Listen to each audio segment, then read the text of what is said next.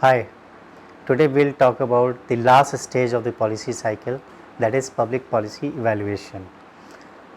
In today's session, we will be covering what is policy evaluation, what are the criteria which are used for evaluation, preconditions for successful evaluation, and issues in evaluation in India, and of course challenges of policy evaluation in general. What is policy evaluation? Evaluation is the activity through which we develop an understanding of the merit, worth and utility of a policy. Policy evaluation applies evaluation principles and methods to examine the content, implementation or impact of a policy. It works as feedback to ensure that policy making is informed by evidence on what works to achieve key long-term objectives. Rossi and Freeman viewed evaluation as a robust area of activity devoted to collecting, analyzing and interpreting information on the need for implementation of and impact of intervention efforts to better the lot of humankind by improving social conditions and community life. The purpose of the evaluation is to decide whether to terminate or continue the programs, to find ways to improve the programs and to inform and educate the society. However, many scholars suggest that evaluation research, while being one source of information for policy decisions, is not necessarily the best guide. The idealized evaluator seeks the truth, but elected officials are concerned with the good. We can say that there are three types of evaluation.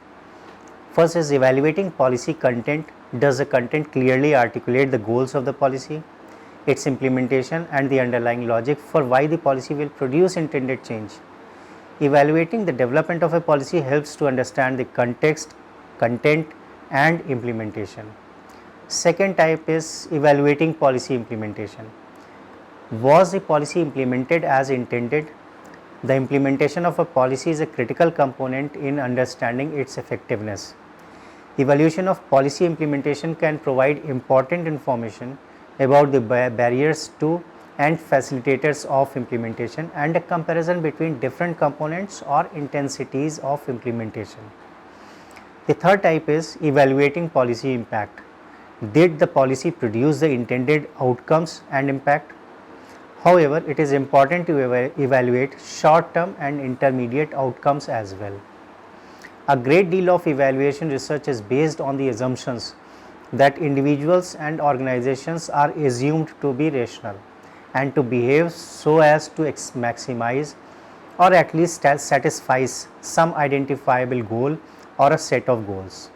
We can use certain criteria for evaluation. For example, effectiveness. Has a valued outcome been achieved? Efficiency. How much effort was required to achieve valued outcome? Adequacy. To what extent does the achievement of a valued outcome resolve the problem? Then there is appropriateness. Are desired outcomes actually worthy or valuable? Equity. Are costs and benefits distributed equitably among different groups? Responsiveness. Do policy outcomes satisfy the needs, preferences or values of particular groups? Scholars have pointed out some preconditions for successful evaluation. Precondition 1 is the program to be evaluated must have clearly stated operational goals on which all relevant participants agree. Precondition 2 is an explicit technology for achieving these goals must exist and be implemented. Precondition 3 is the methodology for determining the extent to which the program produces the outcomes and for controlling exogenous factors must be available. Precondition 4, the managers of the program being evaluated must be committed to working toward achieving program goals. And precondition 5 is decision makers must be committed to utilize the results of the evaluation. However, this is also true that only rarely are all these preconditions met, because legislation is almost always ambiguous, because it is politically expedient to be ambiguous. Now we see policy evaluation in India. Post-independent India adopted centralized planning as the dominant strategy of development. The state support was provided to establish new research institutions to provide independent source of data and evaluation of planning. For example, National Council of Applied Economics Research was established in 1956. The Institute of Economic Growth was established in 1958. Many new institutions came up between 1956 to 65. So, initially the evaluation studies rarely disputed the state determined development policies and outcomes. Research institutes that emerged during this period supplemented the work of the government by filling gaps in analysis and providing alternative sources of data. Little critique of the policy as such was undertaken. As a resultant, policy failures were seen as failures of implementation. The questioning of policies began to take place primarily after the consensus on centralized planning as a strategy floundered with poor economic performance.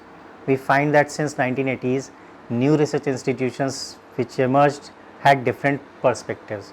Large number of studies conducted by them focused on policy consequences. Policy debates became more open and flourished as India began on a path of liberal economy. Program Evaluation Organization was established in October 1952 as an independent organization under the general guidance and direction of the Planning Commission to undertake evaluation of government programs and schemes.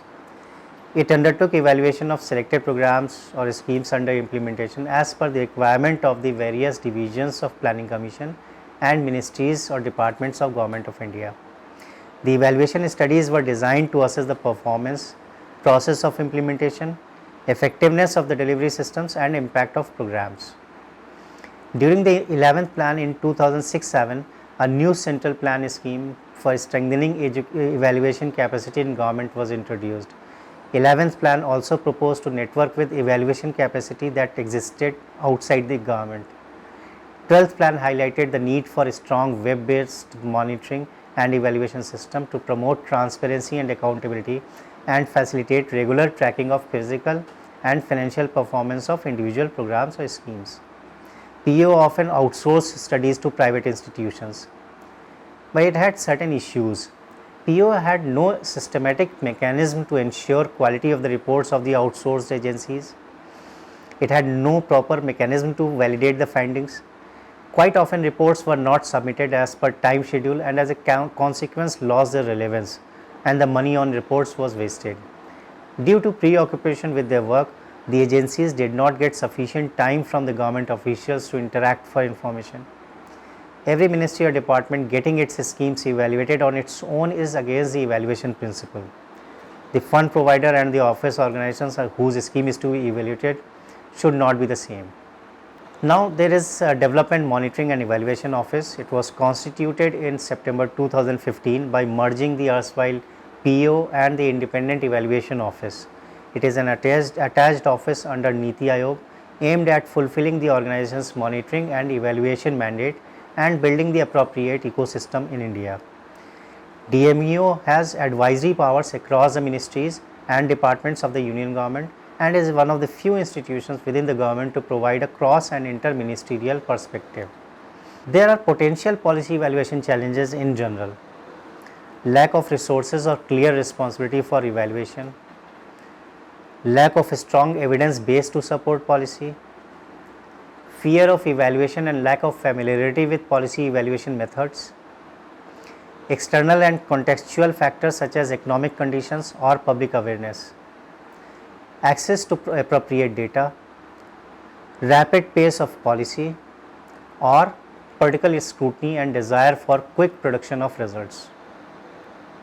But then to what extent the evaluation findings help the policy process depends on the political leadership, because ideology, not research, plays a greater role in policy making. Thank you.